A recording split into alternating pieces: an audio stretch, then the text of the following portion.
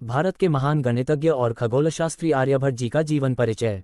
आर्यभट्ट भारत के पहले महान गणितज्ञ तथा खगोल विज्ञानी थे। उनका जन्म आज से लगभग 1600 वर्ष पहले हुआ था। उस समय में भारत एक स्वतंत्र देश नहीं था, तब राजाओं का शासन हुआ करता था। आर्यभट्ट ने अपनी मेहनत से गणित और खगोल विज्ञान के कई सिद्धांतों का प्रतिपादन किया। वे राजाओं के शासन के उथल-पुथल, युद्ध व निश्चित शासन से प्रभावित नहीं हुए तथा अपने कार्य को जारी रखा। प्राचीन भारत में उनके जैसा महान वैज्ञानिक कोई नहीं हुआ था। आर्यभट्ट का जन्म 476 ईस्वी को पाटलिपुत्र वर्तमान पटना बिहार में हुआ था। उन्होंने आर्यभट्टीय किताब की रचना की थी, जिसमें उन्होंने बताया है कि वे पाटलिपुत्र के निवासी हैं तथा जब वह 23 साल के थे तब कलयुग के 3600 साल निकल चुके थे, जिससे पता चलता है कि वह समय 449 ईस्वी था जब उन्होंने उस किताब की रचना की थी। 23 साल पहले यानी 476 ईस्वी को उनका जन्म हुआ था। ऐसा माना जाता है कि आर्यभट्ट की शिक्षा पाटलिपुत्र में हुई थी तथा वे वहीं पर रहते थे। बाद में वे पाटलिपुत्र के एक शिक्षण संस्थान के मुख्य अध्यक्ष भी रहे थे। कुछ इतिहासकार यह भी मानते हैं कि वह नालंदा विश्वविद्यालय के भी अध्यक्ष रहे थे। उन्होंने तारेगना वर्तमान पटना के पास के एक मंदिर में वेधशाला भी स्थापित की, जिससे वह ग्रहों व खगोलीय नक्षत्रों के बारे में जानकारी प्राप्त करते थे। आर्यभट्ट ने मुख्यतः गणित और खगोल विज्ञान में कार्य किया था। उनके कुछ खोज कार्य खत्म हो गए, परंतु ज्यादातर खोज कार्य वर्तमान समय में भी जीवंत है।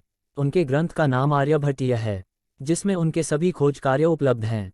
आर्यभट्ट की मुख्य खोज कार्य रचनाएं: आर्यभट्टीय भाग, गीतिका पद, गणित पद, कलाक्रिया पद, 1 गोला पद, 2 पाई का मान, 3 शून्य की उत्पत्ति, 4 अनिश्चित समीकरणों के हल, 5 बीजगणितीय सूत्रों का प्रतिपादन, 6 त्रिकोणमिति व ज्याकोज्या का प्रतिपादन, 7 ग्रहों की गति के सिद्धांत, 8 चंद्र ग्रहण व सूर्य ग्रहण का ज्ञान, 9 नक्षत्र काल, 10 अंकगणित, 11 आर्य सिद्धांत। आर्यभट्ट का ग्रंथ आर्यभट्टस ग्रंथ।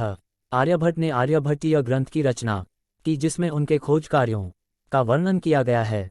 हालांकि इस ग्रंथ का नाम उनके शिष्यों व अन्य लोगों ने आर्यभट्टीय रखा था। उन्होंने खुद ने इस ग्रंथ का नाम कहीं उल्लेखित नहीं किया है। ग्रंथ को छंद पद्य तरीके में लिखा गया है, जो इसे पढ़ने में थोड़ा सा कठिन बनाता है। इसमें कुल 108 छंद पद्य हैं तथा 13 अन्य परिचयात्मक छंद है। शुरुआती 13 छंदों में आर्यभट्ट ने अपने जीवन तथा ग्रंथ के बारे में बताया है। ग्रंथ में कुल 4 अध्याय हैं, जिन्हें पद कहा गया है। आर्यभट्ट ने गति की सापेक्षता के बारे में बताया था कि एक चलती हुई नाव में बैठे हुए व्यक्ति को पेड़ पौधे व स्थिर चीजें चलती हुई दिखाई देती है, उसी तरह स्थिर तारे भी पृथ्वी के लोगों को पश्चिम की ओर चलते हुए दिखाई देते हैं। गणित के क्षेत्र में आर्यभट्ट के योगदान: शून्य की उत्पत्ति। आर्यभट्ट ने संख्याओं को आगे बढ़ाने तथा एक पूर्ण गणना करने के लिए दशमलव का उपयोग किया। इसी दशमलव को उन्होंने शून्य कहा। अन्य संख्याओं के बराबर आकार देने के लिए उन्होंने इसकी आकृति बदलकर एक वृत्त की तरह बना दिया। वर्तमान समय का शून्य आर्यभट्ट की ही देन है, जो उनके समय से ही चलता हुआ आ रहा है। पाई का मान: आर्यभट्ट ने आर्यभट्टीय के दूसरे अध्याय के 10वें छंद में पाई का मान बताया है। उन्होंने इसके लिए सबसे पहले एक वृत्त के व्यास का निश्चित मान रखा। ये व्यास उन्होंने 20,000 रखा था। इसमें बताया गया है कि 100 में 4 जोड़कर उसे 8 से गुणा कर दीजिए तथा प्राप्त हुए परिणाम में एक बार फिर 62,000 जोड़ दीजिए। जो अंतिम परिणाम आया है उसे वृत्त के व्यास से विभाजित कर दीजिए। आपके पास प्राप्त हुआ परिणाम ही पाई का मान है और यह मान 3.1416 आता है, जो वर्तमान समय की पाई के मान के 3 दशमलव तक सत्य है। उन्होंने इसकी गणना भी अपने ग्रंथ में करके दिखाई है। कुछ गणितज्ञ मानते हैं कि उन्होंने पाई को अपरिमेय संख्या बताया था, परंतु उन्हें इस तथ्य का श्रेय नहीं मिला, क्योंकि उनके ग्रंथ में इसका कहीं भी सबूत नहीं है। 1761 में लैम्बर्ट ने पाई को अपरिमेय संख्या बताया था, जिसकी वजह से उसे इस तथ्य का श्रेय मिला। आर्यभट्ट की मृत्यु: आर्यभट्ट की मृत्यु 550 ईस्वी को हुई थी। उनका मृत्यु स्थान संभवतः पाटलिपुत्र ही था, जहां पर उन्होंने शिक्षा ग्रहण की तथा अन्य खोज कार्य किए थे। उनके गणित व खगोल विज्ञान में अभूतपूर्व तथा अद्वितीय खोज ने उन्हें बहुत प्रसिद्ध वैज्ञानिक बना दिया।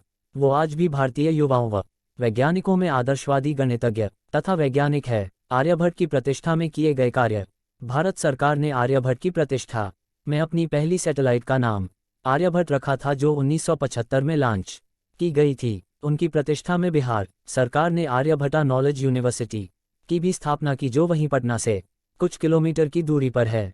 चांद की पूर्वी दिशा की ओर उपस्थित गड्ढों को आर्यभट्ट का नाम दिया गया। भारत सरकार ने 2 रुपये के नोट के पीछे आर्यभट्ट सैटेलाइट की फोटो लगाई है।